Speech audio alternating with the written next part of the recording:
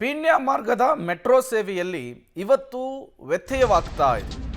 ಹಸಿರು ಮಾರ್ಗದಲ್ಲಿ signalling test ಇರುವಂತಹ ಹಿನ್ನೆಲೆಯಲ್ಲಿ ಪೀಣ್ಯದಿಂದ ನಾಗಸಂದ್ರದವರೆಗೂ ಕೂಡ ಮೆಟ್ರೋ ಸೇವೆಯನ್ನು ಸ್ಥಗಿತ ಮಾಡಲಾಗಿದೆ. ಪೀಣ್ಯ ಮೆಟ್ರೋ ನಿಲ್ದಾಣದ ಮುಂದೆ ಮೆಟ್ರೋ ಪ್ರಯಾಣಿಕರು ಸರತಿ ಸಾಲಿನಲ್ಲಿ ನಿಂತಿದ್ದಾರೆ. ಪೀಣ್ಯ ಮೆಟ್ರೋ ನಿಲ್ದಾಣದಿಂದ ಬಿಎಂಟಿಸಿ ಫೀಡರ್ ಬಸ್ ಸೇವೆಯನ್ನು ಮಾಡಿರುವಂತಹದ್ದು ಮೆಟ್ರೋ ಪ್ರಯಾಣಿಕರಿಗೆ ತೊಂದರೆಯಾಗದಂತೆ ಪರ್ಯಾಯ ವ್ಯವಸ್ಥೆಯನ್ನು ಮಾಡಿಕೊಟ್ಟಿರುವಂಥದ್ದು. ನೀವು ಕೂಡ ವಿಜುವಲ್ಸ್ ಅನ್ನು ಗಮನಿಸ್ತಾ ಇದ್ದೀರಿ. ಇದು ಪೀಣ್ಯ ಮೆಟ್ರೋ ನಿಲ್ದಾಣದ ಮುಂದೆ ಮೆಟ್ರೋ ಪ್ರಯಾಣಿಕರು ಪರದಾಟ ನಡೆಸಬೇಕಾದಂತಹ ಪರಿಸ್ಥಿತಿ.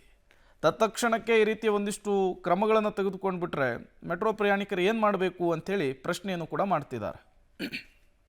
ನಾಗಸಂದ್ರದಿಂದ ಮಾಧವರವರೆಗೂ ಮೆಟ್ರೋ ವಿಸ್ತೃತ ಮಾರ್ಗದ ಸಿಗ್ನಲಿಂಗ್ ಕಾರ್ಯ ಇವತ್ತು ಕೂಡ ನಡೀತಿರೋದ್ರಿಂದ ಮೆಟ್ರೋ ಸಂಚಾರ ಸ್ಥಗಿತ ಆಗಿದೆ. ಯಾವ ರೀತಿ ಸಿಗ್ನಲಿಂಗ್ ಆಗ್ತಿದೆ ಮತ್ತು ಏನು ಅವ್ಯವಸ್ಥೆ ಆಗಿದೆ ಅನ್ನುವಂಥ ತೋರಿಸುವಂಥ ಪ್ರಯತ್ನ ನಾವು ಮಾಡ್ತಿದ್ದೀವಿ. ದೃಶ್ಯದಲ್ಲಿ ನೋಡ್ತಿದ್ದೀರಾ, ನಾನೀಗ ಪೀಣ್ಯ ಇಂಡಸ್ಟ್ರಿಯಲ್ ಮೆಟ್ರೋ ಸ್ಟಾಪ್ ಬಳಿ ಇದ್ದೀನಿ. ಇಲ್ಲಿವರೆಗೂ ಮಾತ್ರ ಏನು ಹಸಿರು ಮಾರ್ಗದಲ್ಲಿ ಇಲ್ಲಿವರೆಗೂ ಮಾತ್ರ ಮೆಟ್ರೋ ಸಂಚಾರ ಆಗ್ತಿರುವಂಥದ್ದು.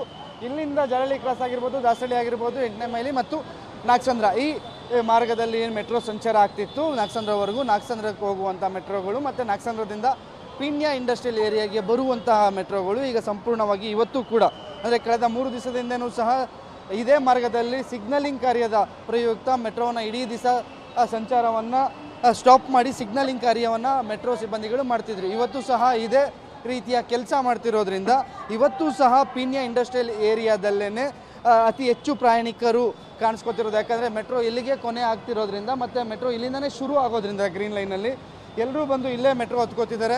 ಅಂದರೆ ನಾಗಸಂದ್ರ ಭಾಗದಿಂದ ಏನು ರೆಗ್ಯುಲರಾಗಿ ಮೆಟ್ರೋದಲ್ಲಿ ಸಂಚಾರ ಮಾಡ್ತಿದ್ರು ಅವರು ಪೀಣ್ಯ ಇಂಡಸ್ಟ್ರಿಯಲ್ ಏರಿಯಾಗೆ ಬೇರೆ ಬೇರೆ ಅಂದರೆ ಆಟೋದಲ್ಲಾಗಿರ್ಬೋದು ಅಥವಾ ಬಸ್ಗಳಲ್ಲಾಗಿರ್ಬೋದು ಬಂದು ಇಲ್ಲಿ ಮೆಟ್ರೋ ಹತ್ಕೋತಿದ್ದಾರೆ. ನೆಕ್ಸ್ಟು ಇನ್ನೊಂದು ನಾಗಸಂದ್ರ ಜರಳಿ ಕ್ರಾಸು ಈ ಭಾಗಕ್ಕೆ ಹೋಗೋರು ಕೂಡ ಪೀಣ್ಯ ಇಂಡಸ್ಟ್ರಿಯಲ್ ಏರಿಯಾಗೆ ಕೊನೆ ಸ್ಟಾಪ್ ಆಗಿರೋದ್ರಿಂದ ಇಲ್ಲೇ ಇಳಿದು ಬೇರೆ ಆಲ್ಟರ್ನೇಟಿವ್ ನಾಗಸಂದ್ರ ಆಗಿರ್ಬೋದು ಅಥವಾ ಜರಳಿ ಕ್ರಾಸ್ ಆಗಿರ್ಬೋದು ಇಲ್ಲಿಂದ ಮುಂದೆ ಹೋಗೋರು ಏನಿದ್ದಾರೆ ಅವರು ಇಲ್ಲೇ ಇಳ್ಕೊಂಡು ಬೇರೆ ಬೇರೆ ಆಲ್ಟರ್ನೇಟಿವ್ ವ್ಯವಸ್ಥೆ ಮಾಡ್ಕೋತಿದ್ದಾರೆ. ನಿಮ್ಗೆ ಇಲ್ಲೊಂದು ಬಸ್ ಕಾಣಿಸ್ತಿದೆ.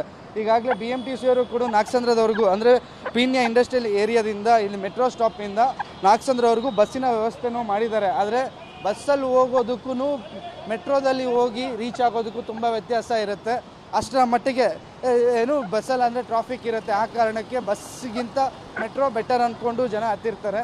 ನೋಡ್ತಿದ್ದೀರಾ, ಬಸ್ಗಳ ವ್ಯವಸ್ಥೆನೂ ಕೂಡ ಮಾಡಿದ್ದಾರೆ. ಒಂದು ಬಸ್ ಹೋದ ನಂತರ ಮತ್ತೊಂದು ಬಸ್ ಅಂದರೆ ಕಳೆದ 3 ದಿವಸದಿಂದ ಏನು ವ್ಯವಸ್ಥೆ ಆಗಿತ್ತು ಆ ವ್ಯವಸ್ಥೆನ ಈಗ ಸರಿಪಡಿಸ್ಕೊಳ್ಳುವಂಥ ಕೆಲಸ BMTCನೂ ಮುಂದಾಗಿದೆ. ಮತ್ತು ಪ್ರಯಾಣಿಕರಿದ್ದಾರೆ. ನಾಗಸಂದ್ರ ಕೊಟ್ಟಿರೋದಾ ಬ್ರದರ್? ನಾಗಸಂದ್ರ ಇಲ್ಲ, ಕ್ರೈಸ್ಟ್ ಯೂನಿವರ್ಸಿಟಿ ಹೋಗ್ತಾ ಇದ್ದೀವಿ. ಎಷ್ಟು ಪ್ರಾಬ್ಲಮ್ ಅನಿಸ್ತಿದೆ? ಯಾಕಂದರೆ ಬಸ್ ಬಿಟ್ಟು ಮೆಟ್ರೋ ಬಿಟ್ಟು ಮತ್ತೆ ಈಗ ಬಸ್ ಹತ್ತಿರೋದು. ಬಟ್ ಇದು ಈಸಿ ಆಗಿದೆ ಯಾಕಂದರೆ ಬಸ್ ಇದೆ ಅಂತ. ಇಲ್ಲಾಂದರೆ ಆಟೋ ಎಲ್ಲ ಕೆಳಗೆ ಹೋಗಿದ್ರೆ 100 ರೂಪಾಯಿ 200 ರೂಪಾಯಿ ಕೇಳ್ತಾ ಇದ್ದಾರೆ. 100 ರೂಪಾಯಿ 200 ರೂಪಾಯಿ ಕೇಳ್ತಾ ಇದ್ದಾರೆ ಆಟೋ ಅವರು. ಸುಮ್ಮನೆ ಇಲ್ಲಿಂದ ಹೋಗಿದ್ರು 10 ರೂಪಾಯಿ ಅಷ್ಟೇ. ಅದು ಫುಲ್ ಫಿಸಿಬಲ್ ಆಗ್ತಿದೆ, ಎಕನಾಮಿಕಲ್ ಆಗ್ತಿದೆ. ಅದು ತುಂಬ ಗುಡ್ ಸರ್ವಿಸಸ್ ಮಾಡಿದ್ದಾರೆ ಗವರ್ಮೆಂಟು.